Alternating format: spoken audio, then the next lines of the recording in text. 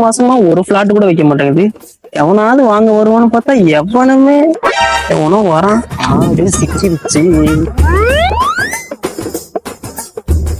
வாங்க தம்பி, அப்பா எல்லாம் சொன்னாரு இந்த பிளாட் தானே. யாருங்க நீங்க? நான் யாரா தம்பி? இந்த ஏரியாவில் எதை விற்கணும் வாங்கணும்னாலும் என்னை தாண்டி தான் விற்க முடியும், வாங்க முடியும். என்ன தெரியலங்கிறீங்க? இல்லண்ணே, இந்த பிளாட்டு என் மச்சானது தான். ரொம்ப ராசிக்கார பைய. பாக்குறதுக்கு காடா இருக்குன்னு பாக்காதீங்க.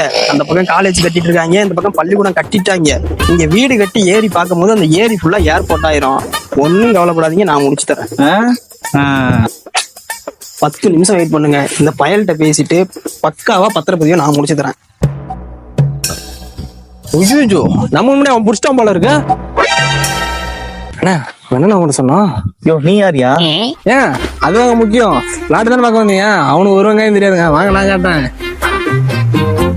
ஹலோ, ஏய் அந்த ஓனர் நம்பர் சீக்கிரம் அனுப்புடா. வேற எவனா பூந்துட்டான்டா, வர சீக்கிரம் அனுப்புடா. ஏன் அதே பாத்தீங்க? இல்லைங்க, இருக்குங்க. இந்த இடத்துல ஏதோ ஒண்ணு இருக்கு. எவனுமே வாங்காத இடத்த நீங்க வாங்க வந்திருக்கீங்கன்னா இந்த இடம் உங்களுக்குன்னு இருக்கு. என்ன மட்டும் சொல்லுங்க. ஓனர் என் மாப்பிள்ளதான். உடனே முடிச்சிடலாம். ஓகே. என்ன உடனே பேசிருக்கான்? ஒரு நிமிஷம், அப்படி பேசிட்டு வந்தேன். அப்ப நம்பர் வந்துருச்சு. ஒரு நிமிஷம். ஹலோ ஹலோ சார், அந்த லேண்ட் ஒன்று சேல் பண்ணணும்னு சொல்லியிருந்தீங்களே? ஆமா சொல்லியிருந்தேன். அதுக்கு ஒரு இளிச்சவாய மாட்டிருக்கேன் சார். சொல்லுங்க.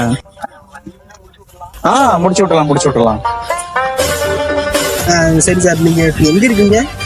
உன் பின்னாடி தான் இருக்கிறேன். வென்று ஏண்டா, லேண்டை பத்தி தெரியாம நீங்க லேண்டை விட்டுருந்தா கூட பரவாயில்ல. ஆனா லேண்டோட ஓனரே யாருன்னு தெரியாம என் லேண்டை எனக்கே இருக்க பாத்தீங்களா? அதுலயும் உனக்கு நான் மாப்பிள்ள, உனக்கு மச்சான். பத்திரம் அடிச்சிடலாமா?